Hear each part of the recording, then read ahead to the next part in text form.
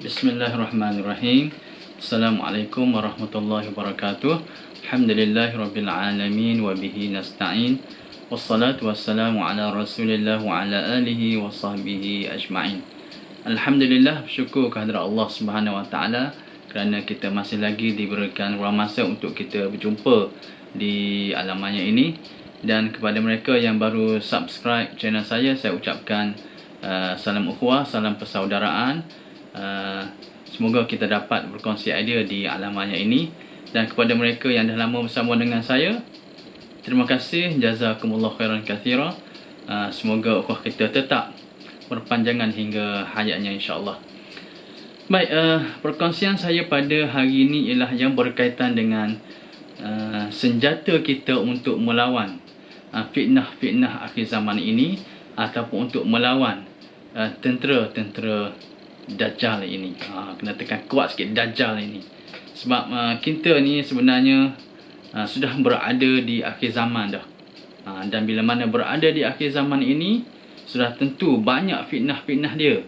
Sudah tentu banyak ujian-ujian dia yang terpaksa kita hadapi, terpaksa kita bersemuka. Tidak dapat tidak, kita tak boleh nak lari. Kadang-kadang ada ujian-ujian itu yang mana kita boleh lari. Yes, betul. Tapi ada kalanya ujian-ujian itu ataupun fitnah-fitnah itu kita tak dapat lari daripada, terpaksa kita hadapinya. Sebab itulah Nabi dia suruh bila mana berlakunya banyak sangat fitnah tu, Nabi buat satu solution kepada kita, satu penyelesaian kepada kita. Pergilah ke gunung ataupun ke bukit sana dengan binatang-binatang ternakan. Itu satu daripada penyelesaian lah. Maknanya kata ialah kita dah uzlah dah daripada bercampur dengan ujian-ujian ataupun fitnah-fitnah akhir zaman itu. Tapi kita sekarang tak sampai kepada peringkat itu lagi. Saya rasa tak ada lagi orang masuk hutan. Kalau ada pun memang ada, tapi dia tak bagi tahu. Okey, atas beberapa masalahnya. Baik, sekarang ni timbul macam-macam isu, dan antaranya ialah isu vaksin. Isu vaksin yang mana ada yang mengatakan boleh, ada yang mengatakan tak boleh, kan? Dan saya berpendapat, pandangan peribadi saya tidak sukalah isu vaksin ini. Dan dicocok vaksin ini memang saya tak suka. Saya bagi tahu dah. Dan kami semoga insya-Allah tidak akan cucuk ataupun menyuntik vaksin ini.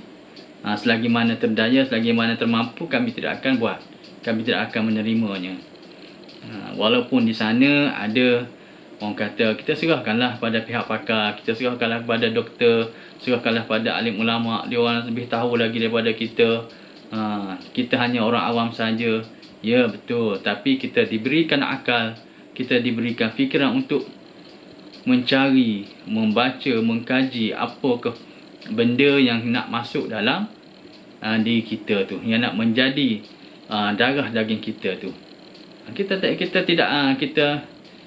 ada choice, kita ada pilihan untuk mencarinya, untuk mengkajinya. Walaupun kita bukan berfatwa, tapi kita ada pilihan kita untuk menyatakan bahawasanya kita tidak setuju. Dan saya rasa tidak salah jika sekiranya kita tidak mengambil vaksin, kerana kita masih ada lagi benda-benda yang lain, sokongan-sokongan yang lain yang mana kita rasa ianya lebih hebat lagi daripada vaksin yang diciptakan oleh manusia itu sendiri. Yang satu saya nak kongsikan, sebab apa saya menolak, sebab saya ada banyak benda yang saya baca sebenarnya ni pasal vaksin ni. Saya cari adalah antara benda yang ada dalam vaksin ni ialah MRC5. MRC5 ni apa benda, saya cari, saya google. Tuan-tuan pun boleh google juga ni. Google, dan dia kata MRC5 ni adalah merupakan sel yang mana diambil daripada kandungan janin yang digugurkan sekitar dalam 14 minggu ataupun 3 bulan, 4 bulan yang digugurkan. Jadi kat mana dia gugurkan tu? Itu ceritanya di US.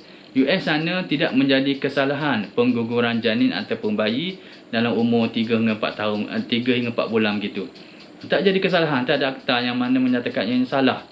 So dia orang boleh menggugurkan janin itu, dan janin yang digugurkan itu dia orang buat benda lain. Dia orang buat peralatan kosmetik ke, dia orang buat peralatan dan antaranya apa yang dia buat juga ialah dia masukkan dalam vaksin gitu. Ni dia tulis sini, Kemudian saya baca lagi, saya cari lagi, dia punya ada ni. Dia kata what cells are used to make vaccine. Apa benda yang dibuat daripada yang dibuat untuk guna pakai dalam vaksin ni? Dia buat. Ada saya cari kat sini. Boleh terang tak? Tak boleh Okey. So kalau siapa nak cari dia boleh type lah. MRC5, kemudian dia ada lah dia punya kandungan dia. Dia kata the fetal embryo fibroblast cells used to grow vaccine virus. Mungkin yang saya rasa dia untuk mempercepatkan tindak balas untuk mengaktifkan virus-virus dalam vaksin tu. Yang mana dia antaranya juga dia letakkan embrio ni. Bila dia start ni? Dia start pada tahun 1960 lagi. 1960 dia dah mula dah menjalankan aktiviti ni lah. Aktiviti memasukkan benda-benda seperti janin yang digugurkan itu dalam vaksin itu. Jadi tuan-tuan boleh cari sendirilah.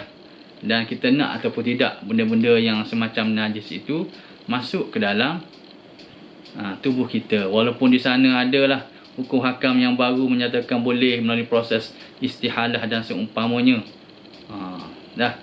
Okey. Jadi saya tak nak bincang yang itu. Cuma bagi siapa yang pegang vaksin itu tak boleh. Hari ini saya nak bagi satu perkongsian, share idea saya. Bagaimana kita nak menghadapi situasi-situasi sebegini ni.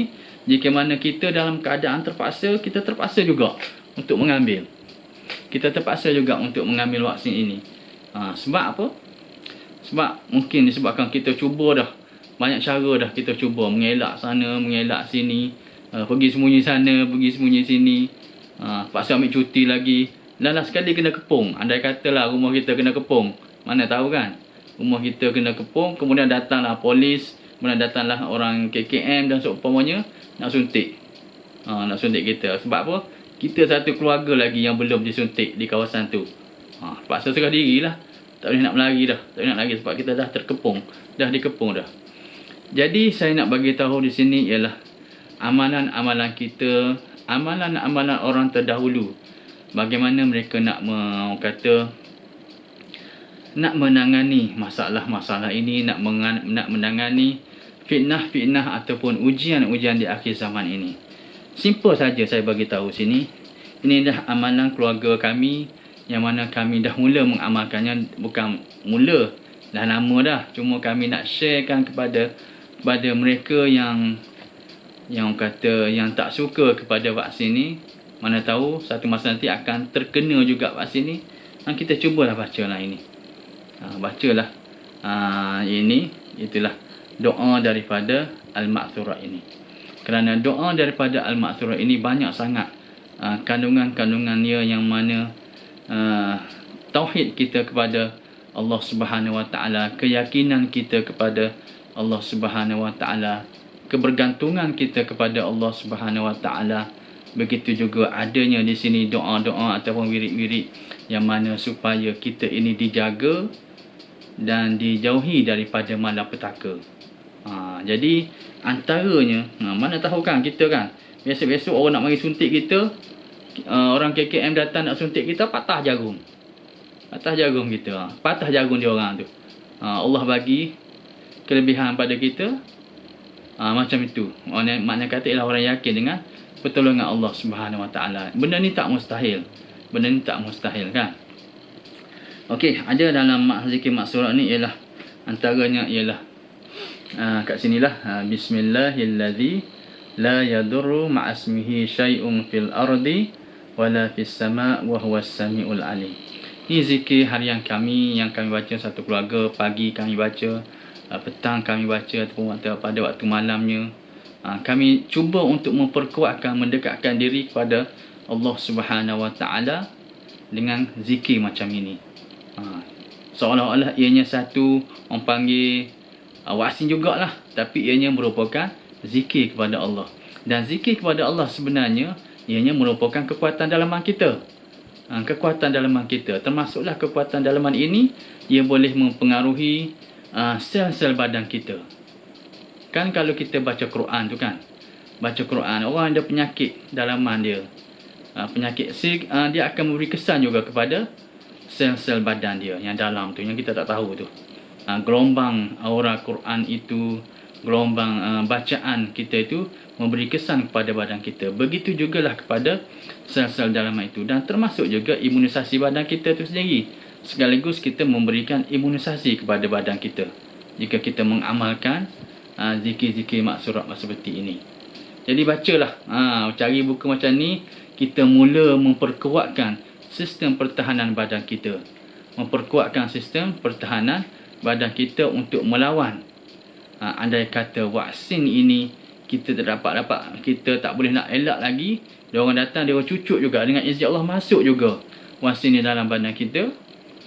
Dengan zikir inilah kita percaya dan yakin pada Allah Subhanahu Wa Taala, ia akan dapat menawarkan balik, tawarkan balik apa-apa benda yang ada najis ke, apa benda yang tak elok, yang kotor. Dan sudah tentu, saya cari dalam internet, saya google, memang ada porsin ni babi lah kan, ada kandungan yang najis dalam vaksin ini. Ini bukan negara orang Islam buat vaksin ni, dan ini bukan ciptaan orang Islam, walaupun dikatakan dicipta oleh orang Islam di Turki tu. Cuba sedik betul-betul, betulkah dia Islam tu? Cuba tengok dari segi pakaian dia, cuba tengok dari segi aksesori dia punya, alat makeup dia pakai, rantai leher dia tu, gelang tangan dia tu, itu dia panggil Yahudi Kabalah tu. Cuba tengok betul-betul, cuba cari yang pasangan suami isteri daripada Turki tu. Baik, jadi ginilah ceritanya, kita memperkuatkan sekarang ini imun badan kita dengan zikir-zikir maksurat ini, sebab kita mulai sekarang dah. Jangan pula minggu depan dah vaksin nak cucuk, nak kena suntik, baru kita nak beramal. Kita beramal daripada sekarang. Kita beramal daripada sekarang. Seolah-olah andai kata kita nak bertaruh, musuh nak datang, kita tahu bulan Januari. Takkanlah kita 1 bulan baru kita nak belajar silat, baru nak belajar taekwondo, judo dan seumpamanya. Mana kata daripada sekarang ni kita dah tahu bila musuh akan datang, kita mulakan step ataupun langkah kita daripada sekarang ni.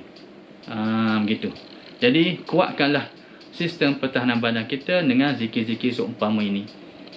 Mana tahu Allah Ta'ala berikan pertolongan kepada kita satu masa nanti, patah jarum ke, dia orang tak jumpa nak cari rumah kita ke, ataupun macam-macam lah. Ini benda-benda yang kadang-kadang mustahil di mata manusia, tapi tak mustahil di mata Allah Subhanahu Wa Taala. Ataupun dia dah takdir yang kita ni dah dicucuk, dah disuntik masuk dalam badan kita, kemudian dengan zikir-zikir inilah yang dapat melawan benda-benda yang kotornya, jijik tu. Sebab kata benda kotor ni pun masuk badan kita, ibarat setan lah masuk dalam daripada ni, masuk setan lah, setan yang masuk dalam diri kita ni, dalam badan kita ni. Benda kotor ni ibarat setan. Jadi zikir-zikir inilah yang dapat menawarkan balik benda-benda yang kotor ini, dan sekaligus dia tak dapat kontrol badan kita, tak dapat memberi kesan kepada badan kita nanti. Jadi itu saja perkongsian saya kepada mereka yang tak suka kepada vaksin ini. Jadi kepada mereka yang suka kepada vaksin ini, suka dengan rela hati disuntik, jangan amalkan benda ni. Jangan amalkan dan jangan niat pun, tak perlulah. Jadi ini hanyalah sekadar orang yang tidak redha dan tidak rela disuntik. Saya bagi inilah pedoman dia. Kalau dia tak rasa apa-apa, vaksin ni tak ada apa-apa, tapi ini dah jadi amalan dia, terpulanglah. Tak ada apa. Cuma saya nak kongsikan benda ni pada siapa yang belum lagi mengamalkan. Jom kita amalkan daripada sekarang ini. Dan saya doakan semoga ianya bermanfaat untuk kita semua. Semoga kita dijauhi daripada fitnah-fitnah Dajjal ini. Allahumma arinal haqqa haqqan warzuqna ittiba'ah, wa arinal batila batilan warzuqna ijtinabah.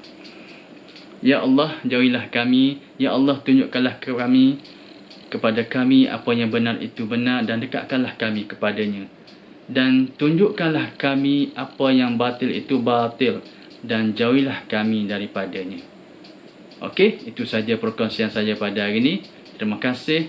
Saya doakan kita semua dijauhi daripada fitnah-fitnah Dajjal ini. Anda memang hebat. Assalamualaikum.